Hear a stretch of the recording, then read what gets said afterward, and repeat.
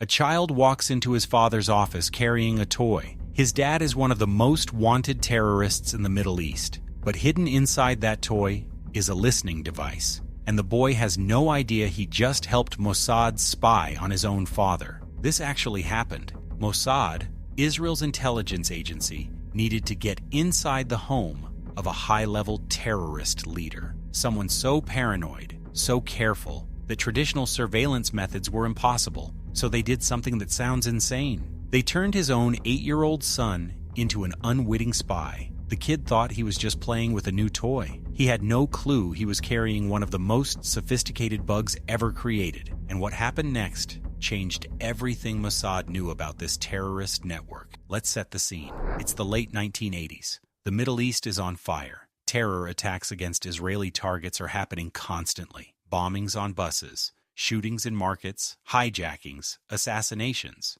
And these aren't random acts of violence. They're coordinated operations planned by organized networks with serious funding and support. One of these networks is led by a man we'll call Hassan. That's not his real name because even decades later, some details of this operation remain classified. But Hassan was real. He was a high-ranking member of a Palestinian militant organization, not just a fighter, not just a cell leader. He was one of the people planning operations, coordinating attacks, managing resources, making strategic decisions. Israeli intelligence had been tracking Hassan for years. They knew he was dangerous. They knew he was responsible for attacks that killed Israeli civilians. They knew he was planning more. But knowing someone is a threat and actually stopping them are completely different things. Hassan lived in a country that was hostile to Israel, a place where Mossad couldn't operate openly, where Israeli agents would be arrested or killed if discovered, where the local security services actively protected people like Hassan and hunted Israeli spies.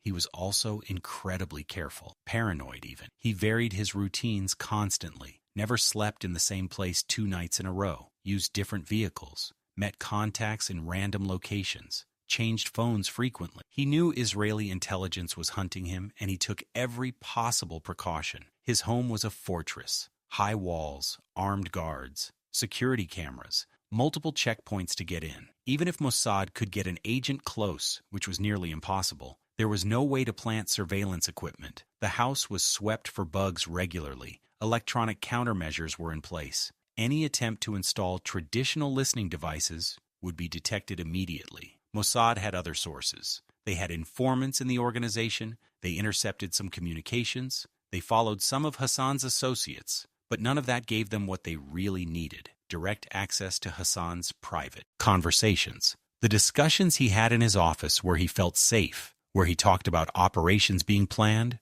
where he gave orders, where he revealed information about the network's structure and capabilities. Without that access, Mossad was always one step behind. They could sometimes disrupt operations once they learned about them, but they couldn't get ahead of the threat. They couldn't dismantle the network at its source. And Hassan continued planning attacks that killed people. So Mossad needed a way inside Hassan's home, inside his office, close enough to hear his private conversations. But how do you bug the home of someone who's expecting you to try? Someone who has professional security and counter-surveillance? Someone who checks for devices constantly? You can't break in and plant a bug. The security is too good. You can't bribe the guards. They're too loyal and too scared of what would happen if they betrayed Hassan. You can't hack into his systems because the really sensitive conversations happen face-to-face, not over phones or computers. Traditional methods won't work, so Mossad needed to think differently. And that's when someone proposed an idea that sounded absolutely crazy. What if they didn't try to sneak a bug in?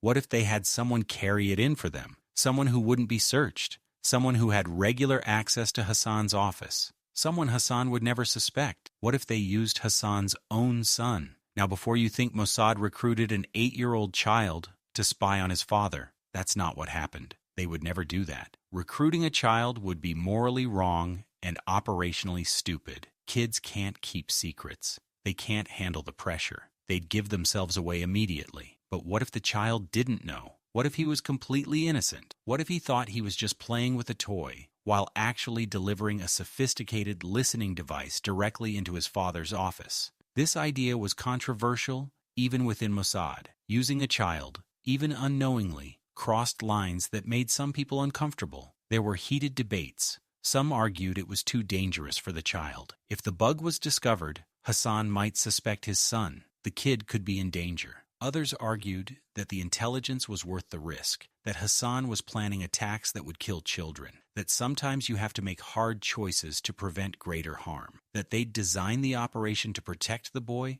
as much as possible. Eventually, the decision was made to move forward, but the operation would have to be perfect. The bug would have to be completely undetectable. The delivery method would have to seem natural, and if anything went wrong, they'd have to be ready to abort immediately. The first challenge was creating the bug itself. This couldn't be some off-the-shelf surveillance device. It had to be small enough to hide inside a child's toy, powerful enough to transmit clearly, sophisticated enough to avoid detection by Hassan's security sweeps, and durable enough to survive rough handling by an 8-year-old. Mossad's technical team went to work. This was the 1980s, remember? The technology we have now didn't exist. Miniaturization was much harder. Battery life was limited. Transmission range was shorter. Everything had to be custom-built for this specific operation. They designed a listening device smaller than a coin. It used cutting-edge technology for the time. The microphone was incredibly sensitive. It could pick up conversations across a room. The transmitter was powerful enough to send signals through walls. The battery would last for weeks. But the real innovation was how they made it undetectable. Traditional bugs emit radio signals that can be picked up by detection equipment. Hassan's security team swept his office regularly, looking for exactly these kinds of signals. So Mossad's device used a frequency that Hassan's equipment wouldn't detect. It transmitted in short bursts rather than continuously, making it even harder to find. They also shielded it in a way that would defeat X-ray machines and metal detectors. The casing was made from materials that wouldn't show up on scans. The electronics were arranged to minimize any electromagnetic signature. Even if Hassan's people examined the toy closely, they'd have to literally take it apart to find the bug. Next came choosing the right toy. It couldn't be something obviously expensive or unusual, because that would draw attention. It couldn't be too cheap or simple, because there wouldn't be enough internal space to hide the device. It needed to be something an 8-year-old would actually want, something he'd carry around and play with naturally. They settled on a handheld electronic game. These were becoming popular in the late 80s. Kids loved them. They had enough internal components that an extra circuit board wouldn't seem out of place if someone opened it, and most importantly, they made noise, which gave the bug cover. When the game was on, it would mask any faint electronic sounds the listening device might make. Mossad's technical team bought several of these games. They carefully took them apart. They studied how they were built. They figured out exactly where they could hide the bug without affecting the game's functionality, because the game had to actually work. If Hassan's son tried to play with it and it didn't work properly, he might show it to an adult. Someone might open it to fix it. The whole operation would be blown. So they integrated the bug seamlessly. The game played perfectly. All the buttons worked. The sounds were right. The screen displayed properly. You could play with it for hours and never know anything was different. Only if you took it completely apart and knew exactly what you were looking for would you find the extra components hidden inside. Now they had the device, but how do you get it to Hassan's son? You can't just mail it. That would be suspicious. You can't have someone hand it to him on the street. Hassan's security would investigate where it came from. It had to seem like a normal gift from a legitimate source. Mossad studied Hassan's family, his wife, his children, their routines, their interests, who they knew, where they went, and they found an opportunity. Hassan's son attended a private school, a good school for wealthy and connected families. The school had events, performances, celebrations, and at these events, there were often gifts and prizes for the children. Mossad identified someone connected to the school. Not a teacher, not an administrator, but someone who worked with the school occasionally, someone who provided supplies or services, someone who wouldn't draw attention. They approached this person carefully. They didn't reveal who they were or what they really wanted. They just presented it as a business opportunity. They had these games. They wanted to donate them to the school for the children. They'd pay money to make it happen. No questions asked. The person agreed. They thought it was just a wealthy benefactor wanting to do something nice for the school. They had no idea they were facilitating an intelligence operation. So these games, including the one with the bug, were given to the school. The school announced them as prizes or gifts for students. Hassan's son received one along with several other children. It seemed completely random, just a nice gesture from someone supporting the school. The boy was thrilled. He took the game home. He played with it constantly. He showed it to his friends. He showed it to his parents. And because it came from the school through official channels, nobody was suspicious. Hassan's security people had no reason to examine it carefully. It was just a toy from school. And then, one day, the boy carried it into his father's office. Maybe he wanted to show his dad how good he was at the game. Maybe he was just playing while his father worked. The reason doesn't really matter. What matters is that the bug was now inside Hassan's private office, the one room where he felt safe enough to talk freely. Mossad's listening post picked up the signal immediately. They were monitoring from a location in a neighboring country, close enough to receive the transmission but far enough away to be safe. And for the first time, they could hear everything Hassan said in his office. The intelligence was incredible. Hassan talked about operations being planned. He gave orders to subordinates who came to meet him. He discussed targets and timing and logistics. He talked about funding sources and weapon suppliers and coordination with other groups. Mossad learned things they never could have discovered any other way. They learned about attacks that were weeks or months away from being executed. They learned about safe houses and training camps. They learned about relationships between different terrorist organizations. They learned about support from foreign governments. And because Hassan believed he was completely secure in his own office, he talked freely. He didn't use code words or vague references. He spoke plainly about everything. He never imagined that his own son's toy was transmitting every word to Israeli intelligence. The bug operated for weeks. Every day brought new intelligence. Mossad was able to map out Hassan's entire network. They identified dozens of operatives. They learned about planned attacks and stopped them. They gathered evidence that they could use to pressure foreign governments to stop supporting these groups. But they knew it couldn't last forever. Eventually, something would go wrong. Either the bug would be discovered, or the battery would die, or Hassan would move, and the signal would be lost. They had to use this window of access wisely. One of the most important pieces of intelligence they gathered was about a major attack being planned. Hassan was coordinating a complex operation that would involve multiple suicide bombers hitting several targets simultaneously. It was supposed to be the deadliest attack his organization had ever attempted. Mossad learned every detail: the targets, the bombers, the date, the support network that would help them get into position, and they were able to disrupt it completely. Some of the bombers were arrested before they could act. Others were killed in raids on safe houses. The weapons and explosives were seized. The attack never happened. Hassan never knew why the operation failed. He suspected there was an informant somewhere in his network. He started investigating his own people. He became paranoid about who he could trust. This internal suspicion damaged the organization from within. People were afraid to communicate. Operations were delayed or canceled because nobody trusted each other. But Hassan never suspected the bug, never suspected his son, never suspected that the toy sitting on a shelf in his office was transmitting everything he said. Eventually, after several weeks, the bug stopped working. Maybe the battery finally died. Maybe the transmission was somehow blocked. Maybe the toy was moved to a location where the signal couldn't reach the listening post. Mossad never knew exactly what happened. The signal just disappeared one day. But by then, they'd gathered enough intelligence to keep them busy for months. They'd learned so much about Hassan's network and its connections to other groups that they could continue operations against it for years. Hassan's son never knew. To this day, he probably has no idea that he unknowingly helped Israeli intelligence spy on his father. He probably remembers that game fondly as a toy he enjoyed as a child. He doesn't know it was one of the most sophisticated surveillance devices ever created. This operation showed Mossad's willingness to think creatively about impossible problems. When traditional surveillance methods won't work, when security is too good, when the target is too careful, how do you adapt? You find an angle nobody else would consider. You use resources that seem impossible to use. But it also raised serious ethical questions. Is it right to use a child this way, even if the child doesn't know? The boy was never in direct danger. If the bug was discovered,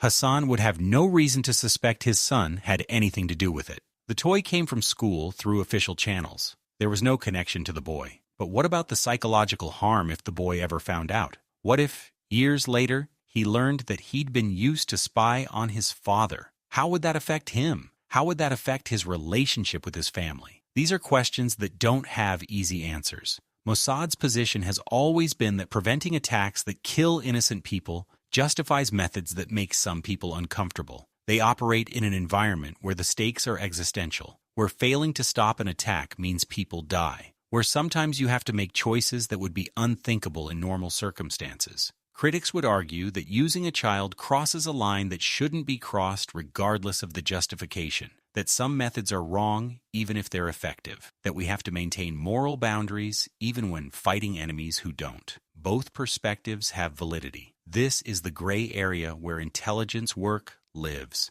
the space between ideals and reality, between what we wish the world was like and what it actually is. What's undeniable is that the operation worked. It provided intelligence that saved lives. It disrupted operations that would have killed people. It damaged a terrorist network in ways that took years to repair. From a purely operational perspective, it was a success. Hassan continued his activities for several more years, but his organization never recovered the effectiveness it had before. The internal suspicion and paranoia that followed the failed operations weakened it permanently. Some members split off to form other groups. Others were captured or killed in operations based on intelligence Mossad had gathered. Hassan himself eventually became a target. Mossad tracked him for years. They tried several times to eliminate him. Some attempts failed because his security was too good. Others failed because of bad luck or timing, but they never stopped hunting him. The intelligence from the bug operation contributed to their eventual success. They learned about his habits and preferences. They identified people he trusted. They understood his security protocols. All of that information helped them plan an operation that finally succeeded in taking him out. But that's a different story. The point is that the bug in the toy provided a foundation of intelligence that influenced operations for years. It was a single operation that lasted just a few weeks, but its impact was enormous and long-lasting. The technology Mossad developed for this operation also influenced future operations. They'd proven that miniaturized surveillance devices could be hidden in everyday objects and survive in hostile environments. They'd developed techniques for making bugs that could evade sophisticated detection equipment. These capabilities were used in many subsequent operations. Bugs hidden in furniture, in electronics, in vehicles, in places that targets would never think to check. Mossad became known for their ability to plant surveillance devices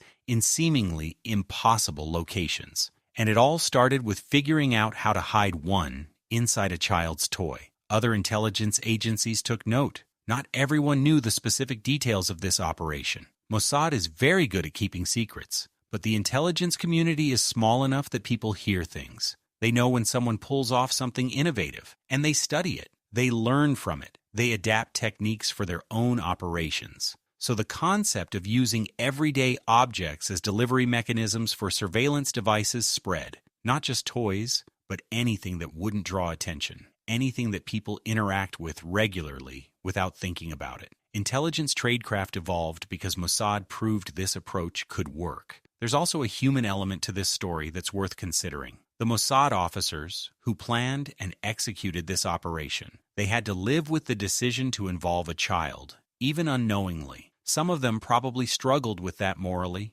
Some probably lost sleep over it. Some probably questioned whether they'd made the right choice. But they also knew what Hassan was planning. They knew about the attacks that would happen if they didn't stop him. They knew about the people who would die. And they believed that preventing those deaths justified the method they used. That's the burden of intelligence work. You have to make decisions where all the options are bad, and you're just trying to choose the least bad one. You have to live with the consequences of those decisions. You have to carry the weight of knowing that people are alive because of what you did, but also knowing that you did things you're not proud of to make that happen. The operation also demonstrates how intelligence work really happens. It's not car chases and shootouts. It's not dramatic confrontations. Most of the time, it's patient planning and creative problem solving. It's identifying opportunities that others don't see. It's finding ways to exploit small openings. Mossad couldn't get an agent inside Hassan's office, so they found another way to get inside. They couldn't recruit the child, so they used him without him knowing. They couldn't plant a bug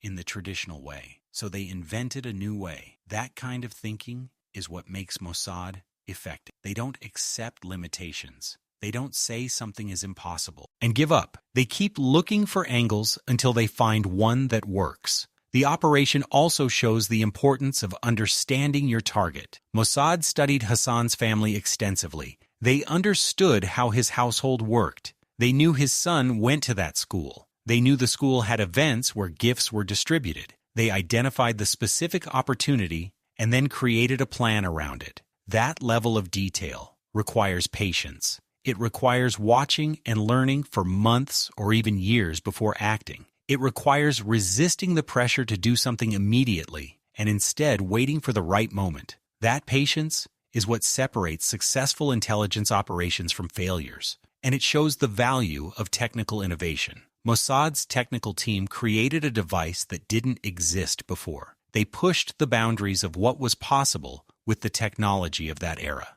They solved problems that seemed unsolvable. That capability to innovate gives them advantages that other agencies don't have. The story of the bug in the toy is one example of how Mossad operates, but it's representative of a larger pattern. They're constantly looking for unconventional solutions, constantly pushing ethical boundaries in ways that make people uncomfortable, constantly taking risks that other agencies wouldn't take. That makes them incredibly effective. It also makes them controversial. People have strong opinions about Mossad. Some see them as heroes protecting their country through innovative means. Others see them as criminals who ignore international law and moral standards. The truth is probably somewhere in between. They've done things that saved countless lives. They've also done things that are morally questionable at best. They operate in a world where the rules are different and the stakes are absolute. Hassan's son grew up never knowing he'd been part of an intelligence operation. He probably remembers his father as a complex figure,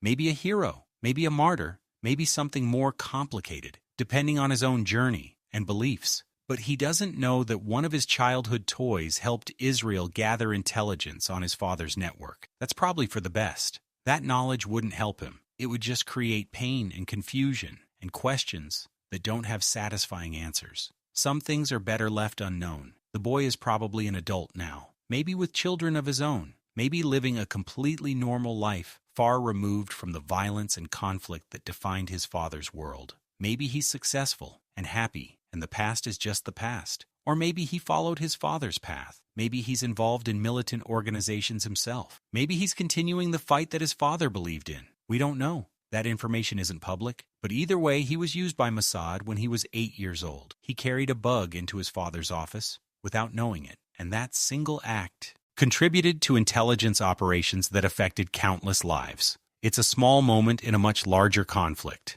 one operation among thousands, one child among millions affected by violence in the Middle East. But it's a moment that reveals something about how intelligence agencies think and operate. It shows that they'll use any advantage they can find, any opening, any opportunity. They'll go places that make others uncomfortable. They'll do things that generate controversy, because from their perspective, the alternative is worse. Is that justifiable? That's not a question I can answer. That's something everyone has to decide for themselves based on their own values and beliefs about what's acceptable in the name of security. What I can tell you is that it happened, that Mossad really did hide a bug in a toy and used a child to deliver it into a terrorist's office, that they gathered intelligence that saved lives, and that they did it using methods that most people would never imagine. That's the reality of intelligence work. It happens in the shadows. It uses methods that can't be discussed publicly. It makes choices that don't fit neatly into categories of right and wrong.